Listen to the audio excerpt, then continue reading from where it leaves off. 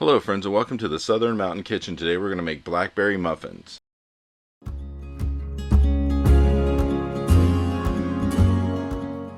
So I learned something the other day about what to do if you don't have the liners to use for muffins when you're going to put them in your tin. And I have an extra large tin here. This isn't regular size muffins. These are big ones.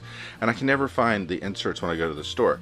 So I saw online that if you had some parchment paper and you use a little bit of shortening, you can actually make your own.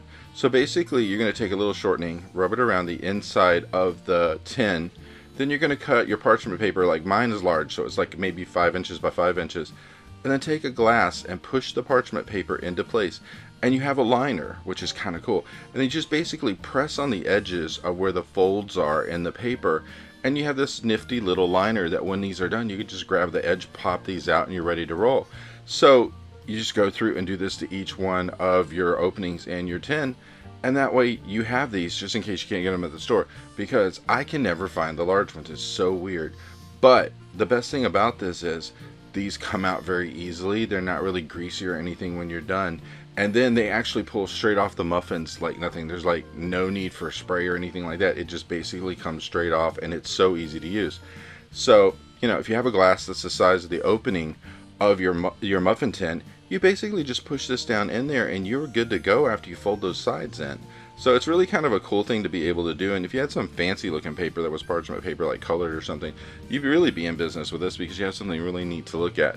So anyway, so that's what mine is, and that's what I've done for all 6 of mine, for the fact that couldn't have any liners. So this worked, and this is really great. So if you ever are in a pinch and need something, use parchment paper. You can make this work for you. So we're going to go ahead and look at what we have on our counter right now.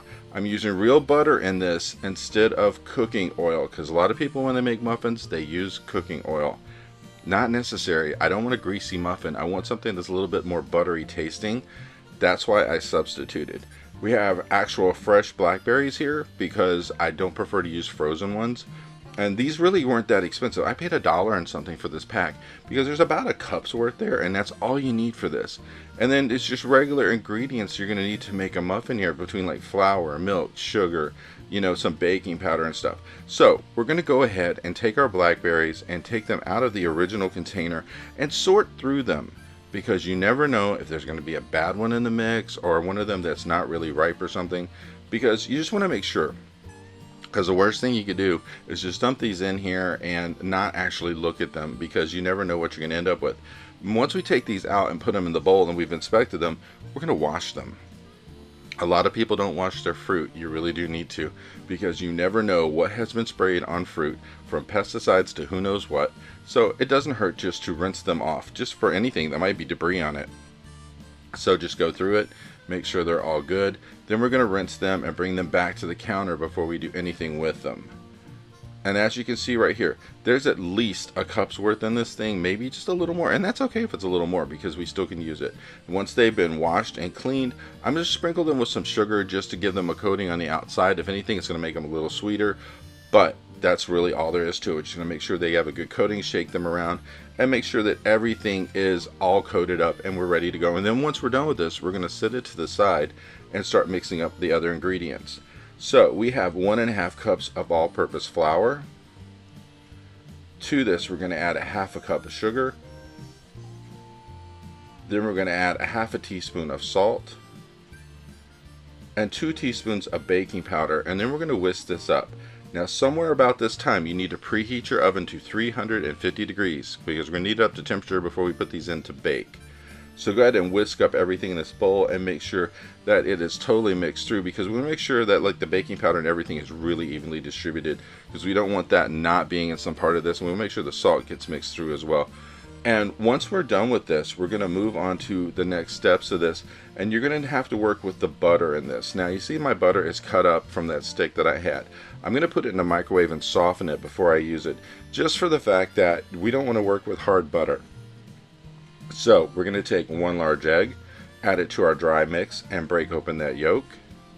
And just kind of mix it in a little bit before we get going, just so that way we know that egg is broken up. And then to this, we're going to add in our stick of butter, which we softened in the microwave.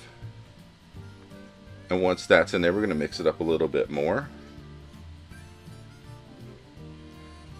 And once we get this kind of mixed through to where we're actually breaking up all of this into our dry mix, we're going to add 3/4 of a cup of milk.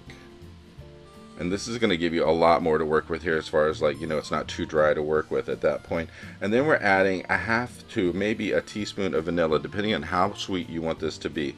And then we're going to go ahead and mix this completely through. And I'm going to do this with a whisk.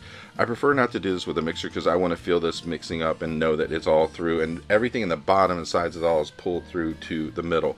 So that way I'm just going to keep mixing this until it is completely mixed through. And then we'll move on to the next step after that.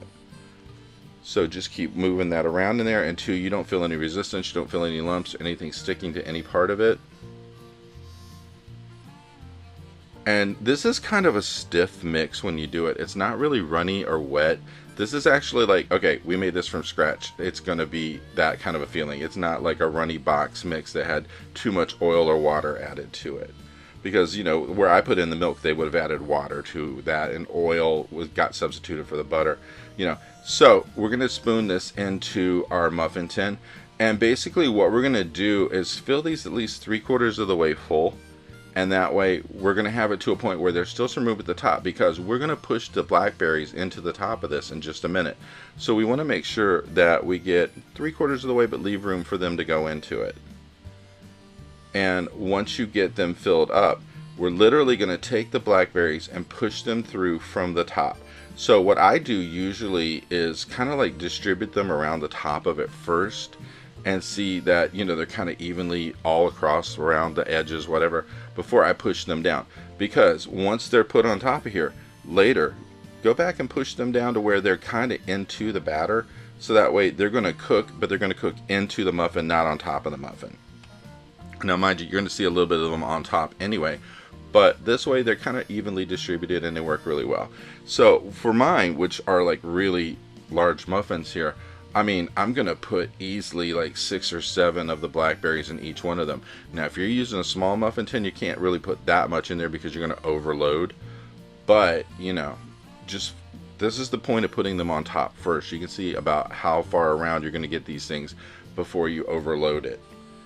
And once these are all completely in here, you need to make sure that that oven is at 350 degrees. If you haven't started already, get that thing preheated. And if it is heating up, make sure it's hot enough before they go in, because we want them to bake evenly.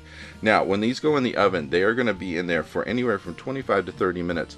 But you can check them along the way just to make sure that, you know, if they cook and they get done a little early, you know, check 5 minutes early. It doesn't hurt to actually be on top of that. And you could easily check them by, you know, like inserting a toothpick or whatever to see if they're still wet in the middle or whatever, however you do it. And then once we get this on top of here, we're going to actually put a little bit of sugar around the top. This is going to give a sweet crunch to the top of the muffin. And then once the sugar's on top, I'm pushing the muffins down and they're getting ready to go into the oven. So 350 degrees, 25 to 30 minutes depending. And you just want to make sure that you kind of push the blackberries in enough. Now as you can see with mine, they just came back from the oven, and mine baked in, not on top of. And this is what it's supposed to look like. And these have the most amazing taste. And this is perfect if you want to make something for breakfast or a snack or dinner or whatever. It's just a treat for somebody. And these were mine when they were done, and they are wonderful. And I gotta tell you, this is really worth the time and effort to try to make this. I hope you liked this video, and if you did, please like and subscribe. And if you get a chance, check out the Southern Mountain Kitchen website, where you can get a free recipe, check out the cookbooks available from the Southern Mountain Kitchen, and if you'd like to, you could order a cookbook at a discounted price, cheaper than Amazon, with shipping that is also cheaper than Amazon. So if you get a chance, check it out, and I hope you have a great day.